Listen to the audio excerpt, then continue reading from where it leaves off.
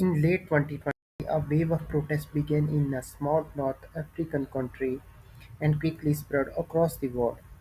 This movement, later known as the Arab Spring, would shake regimes, topple dictators, spark civil wars, and redefine regional politics. From Tunis to Egypt, Libya to Syria, Yemen to Bahrain, millions of ordinary people took to the streets demanding dignity, jobs, freedom, and justice. But what exactly was the Arab Spring? Why did it begin? And why did its outcomes vary so dramatically from country to country? In this video, we will explore the history of the Arab Spring, its causes, its spread, its major events, and its long-term consequences. Before 2010, much of the Arab world was ruled by authoritarian regimes.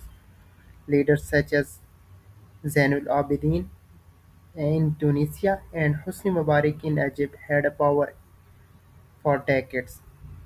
These governments shared common characteristics: limited political freedom, widespread corruption, weak economic opportunities, high youth unemployment, restricted media and political opposition.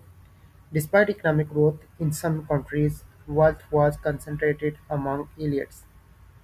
A growing educated youth population felt marginalized and hopeless.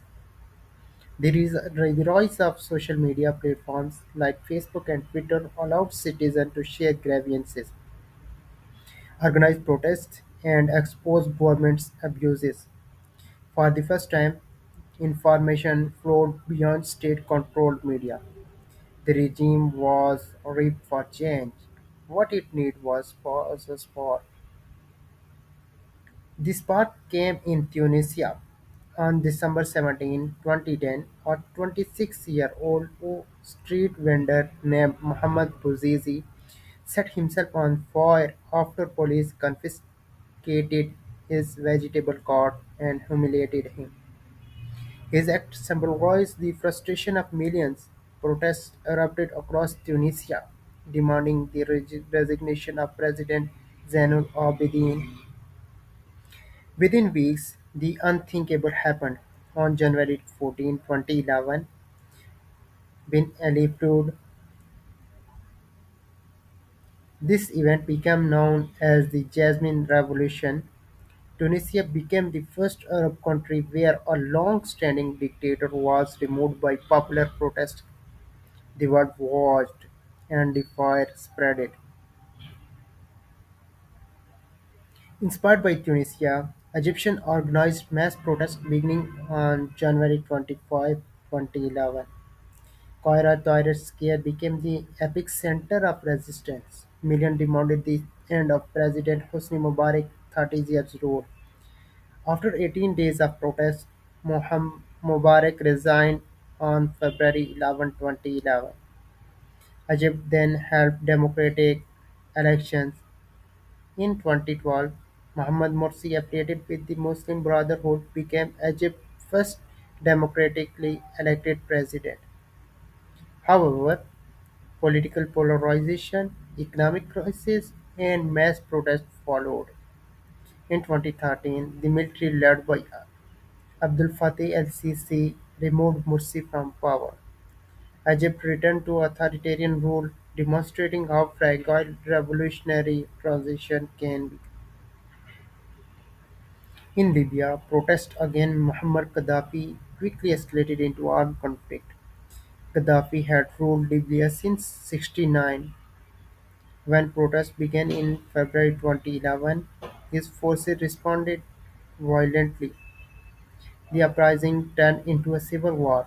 NATO intervened militarily, conducting airstrikes against Gaddafi forces. In October 12, Gaddafi was captured and killed. But instead of stability, Libya descended into years of factional conflict, militia rule, and political fragmentation, proving that removing a dictator does not automatically create democracy. In Syria, A peaceful protest began in March 2011 against President Bashar al-Assad. Security forces responded harshly. The protest evolved into one of the most devastating civil wars of the 21st century. Multiple actors became involved: the first one the Syrian government, second rebel groups, third ISIS, fourth regional powers like Iran and Turkey, fifth one global powers including Russia and the United States. Millions were displaced, hundreds of the thousands were killed. The conflict reshaped Middle Eastern geopolitics and triggered a global refugee crisis. Unlike Tunisia, Syria uprising led not to reform but a prolonged war. In Yemen, protests forced President Ali Abdul Saleh to step down in 2012. However, political instability led to the civil war, involving the Houthis, the Yemeni government, and the Saudi-led coalition. In Bahrain, protests were largely led by the Shia majority against the Sunni monarchy. The government, supported by Gulf Cooperation Council troops, suppressed the uprising. The Arab Spring is often described as the first social media revolution. Platforms like Facebook, Twitter allowed activists to organize protests, share videos of state violence, mobilize international attention. Young people were at the forefront, a generation frustrated by unemployment and political stagnation demanded dignity and opportunity. The outcomes of the Arab Spring varied. Tunisia initially transitioned toward democracy, though later political setbacks occurred.